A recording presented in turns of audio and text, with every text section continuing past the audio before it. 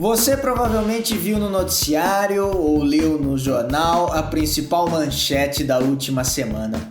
Edson Fachin anula as condenações do ex-presidente Lula. Com isso, Lula voltou a ser elegível, ou seja, pode concorrer nas eleições do ano que vem. E é claro que muita gente estranhou essa história, né? Afinal, por que o ministro Edson Fachin, que é o relator da Operação Lava Jato lá no STF e é um dos maiores defensores dela, ia anular todas as condenações contra o ex-presidente Lula? O que a decisão de Fachin significa para os casos em que o Lula já tinha sido condenado?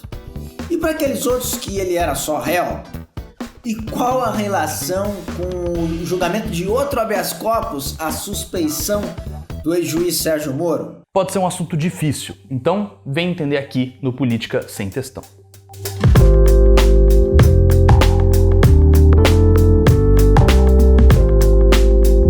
Vamos lá, para quem morou debaixo de uma pedra nos últimos dias, vamos resumir um pouco aqui a situação. Na segunda-feira passada, dia 8 de março, o ministro do Supremo Tribunal Federal, o Luiz Edson Fachin, surgiu do nada com uma decisão que surpreendeu não só os colegas dele da corte, como todo mundo no país. De forma monocrática, ou seja, sozinho e sem discutir com os colegas dele da corte, ele decidiu por anular as duas condenações do ex-presidente Lula na Operação Lava Jato. No caso, foram as condenações nos processos do Triplex do Guarujá, que foi uma decisão do ex-juiz Sérgio Moro, e no caso do sítio de Atibaia, uma decisão da juíza substituta Gabriela Hart. E isso fez um barulho danado, porque eram essas duas condenações, uma já confirmada em terceira instância e a outra confirmada em segunda instância, que estavam mantendo o Lula fora da corrida presidencial em 2022 por conta da lei da ficha limpa. Mas apesar das condenações terem recebido maior foco na mídia, não foi só isso, porque também foram anulados os casos em que o Lula era réu envolvendo doações da empreiteira Odebrecht para o Instituto Lula e também a sede dessa instituição. Essas 4 ações penais que a gente falou aqui já tinham sido definidas ou estavam sob análise da 13ª Vara Federal de Curitiba, ou para os íntimos, a República de Curitiba. E o que o Fachin aprontou? Bom, ele entendeu que, na verdade, a Justiça Federal do Paraná não tinha competência para julgar esses processos. Ah, então você tá dizendo que eu moro incompetente burro? Calma, que não é bem assim. Nesse caso, competência não tem nada a ver com conhecimento jurídico em si, tem a ver com a territorialidade. Que? Basicamente é em que lugar e em que instância da justiça que um processo deve ser julgado.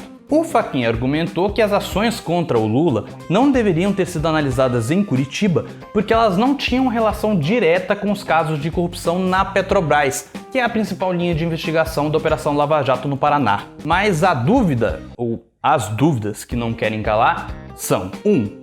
O Lula foi absolvido? Tudo que foi descoberto até agora, todo o processo até agora, simplesmente vai para o espaço? 2. Por que o Fachin fez isso? E 3. Por que agora?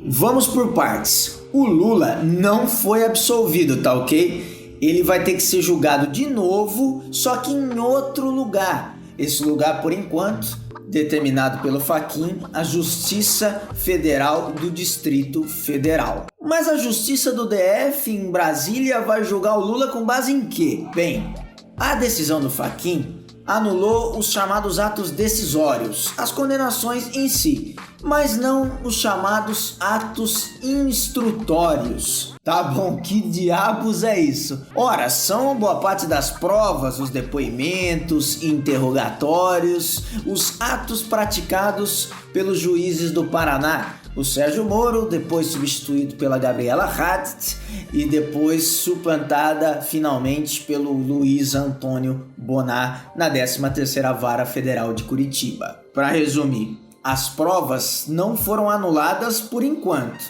mas vão ter que ser analisadas de novo. A verdade é que o ministro Fachin não fez nada de legal. Ele, como relator das ações da Lava Jato no STF, recebeu um habeas corpus e o analisou sozinho. As regras do Supremo permitem que os ministros analisem habeas corpus monocraticamente. O mais comum é que as decisões ocorram nas turmas e muito raramente no plenário, mas nesse caso o Fachin decidiu só ele mesmo.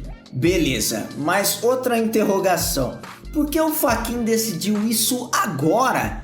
Já que a defesa do ex-presidente Lula argumenta desde 2016 que o petista não deveria ser julgado na Justiça Federal do Paraná. Bom, o fato é que a própria Justiça do Paraná poderia ter aberto mão disso. E as outras instâncias que a defesa do Lula recorreu com habeas corpus, entrou com habeas corpus, o TRF4, o STJ, antes de chegar ao STF, também poderiam ter feito o mesmo, mas não o fizeram. A verdade é que a decisão de Fachin vai além das questões jurídicas, tem um fundo político que a gente vai explicar em seguida. Nem todos os processos que chegam ao STF, ao Supremo Tribunal Federal, são julgados pelo plenário da Corte. Por uma questão de agilidade, existem 2 turmas no STF com 5 ministros cada, ficando de fora só o presidente da Corte, que atualmente é o Luiz Fux. E todos os casos da Lava Jato são julgados pela 2ª turma do STF. E até pouco tempo atrás, os procuradores paranaenses estavam tendo certo êxito na 2ª turma, porque a maioria dos ministros ali eram a favor da Lava Jato. No caso, eram o ministro Edson Fachin, a ministra Carmen Lúcia e o decano da Corte na época, o ministro Celso de Mello. Enquanto, do outro lado, contra a Lava Jato, estavam o ministro Gilmar Mendes e o ministro Ricardo Lewandowski. Mas, no final do ano passado, o ministro Celso de Mello acabou se aposentando e entrou no seu lugar o ministro Cássio Nunes Marques, indicado pelo presidente Jair Bolsonaro. E ele acabou virando a mesa das votações na 2ª turma, porque ele tem um alinhamento maior com Gilmar e com Lewandowski. Sendo assim, o ministro Edson Fachin, que é o relator da Operação Lava Jato lá no STF, como a gente já falou, começou a colecionar derrotas em série. A decisão da última segunda-feira foi no sentido de tentar evitar mais uma dessas derrotas, mas o tiro pode ter saído pela culatra. Vamos entender. No fim do seu despacho, o ministro Fachin destacou que, anuladas as condenações, ainda que mantidas as provas, perdiam o sentido os processos que pediam a suspeição do ex-juiz Sérgio Moro, um outro habeas corpus. Afinal, ora, se o Lula vai ser julgado de novo por um novo julgador, por que continuar desconfiando do Sérgio Moro? Bem, aí é que entra o contra-ataque do ministro Gilmar Mendes. Só para contextualizar, a suposta parcialidade do ex-juiz Sérgio Moro começou a ser julgada em dezembro de 2018 na 2ª turma do Supremo Tribunal Federal. Na época, 2 ministros votaram a favor de Moro, Edson Fachin e Carmen Lúcia, e poderiam formar maioria e ganhar essa questão com o voto do ministro Celso de Mello, que aliás ninguém sabia qual seria, mas poderia acompanhá-los, isso se não fosse o ministro Gilmar Mendes encanar o apresentador João Kleber.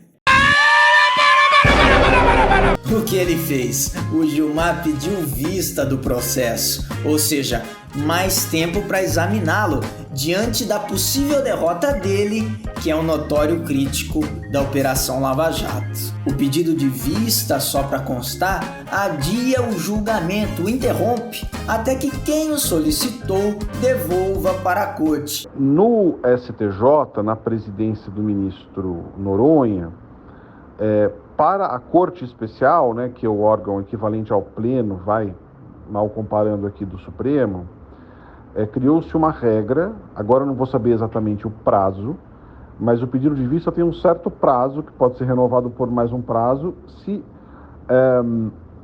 o ministro não trouxer espontaneamente, o feito volta a julgamento automaticamente, né? No regimento interno há uma previsão semelhante, do Supremo há uma previsão semelhante, se eu não me engano, de 30 dias, mas não há uma sanção, nem há essa retomada automática. Então, na prática, é um artigo sem força. E esse processo, gente, ficou parado por mais de 2 anos, e foi reintegrado pelo ministro Gilmar Mendes, coincidentemente, quando entrou para a 2ª turma do STF, um outro ministro, Cássio Nunes Marques, alinhado a ele.